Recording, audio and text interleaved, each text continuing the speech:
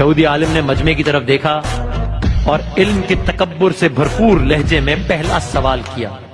سوال جواب کے سلسلے کا آغاز ہوتا ہے. پہلا سوال پوچھتا ہے یا علی وہ کون سا ایک ہے جس کا دو نہیں؟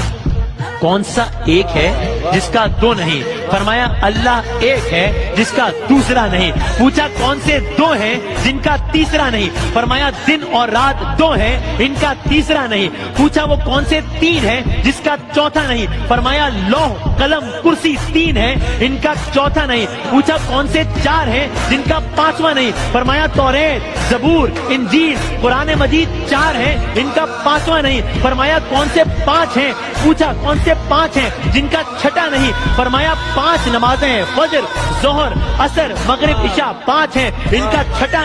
پوچھا 6 بتائیے جن کا 7واں نہیں؟ فرمایا زمین و آسمان 6 دن میں پیدا ہوئے ان کا 7واں نہیں. پوچھا وہ 7 بتائیے جن کا 8واں نہیں؟ فرمایا میرے رب نے 7 آسمان بنائے ہیں ان کا 8واں نہیں. پوچھا وہ 8 بتائیے جن کا 9واں نہیں؟ فرمایا عرش کو 8 فرشتوں نے اٹھایا ہوا ہے ان کا 9واں نہیں. پوچھا 9 بتائیے جن کا 10واں نہیں؟ فرمایا اللہ نے فرمایا آپ کو یاد ہوگا فرمایا اللہ نے فرمایا ہے حضرت صالح کی قوم میں 9 بڑے کافر سردار تھے ان کا 10واں نہیں. پوچھا اچھا وہ 10 بتائیے جن کا اب مجمع میں ایک عجیب و غریب کیفیت داری ہو رہی ہے اور وہ یہودی عالم بھی سوچ رہا ہے کہ یہ تو معاملہ کہاں کا کہاں چلا گیا لیکن سوال جاری رکھے ہوا ہے. پوچھا وہ 10 بتائیے جن کا 11واں نہیں؟ فرمایا حج کے موقع پر قربانی نہ ہو تو 7 روزے حرم میں 3 روزے گھر پر رکھنے کا حکم ہے. یہ ہو گئے 10. یہ 10 ہیں جن کا 11واں نہیں. پوچھا سوالات جاری رکھ رہا ہے. پوچھا وہ 12واں بتائیے جن کا 13واں نہیں؟ فرمایا سال کے 12 مہینے ہوتے ہیں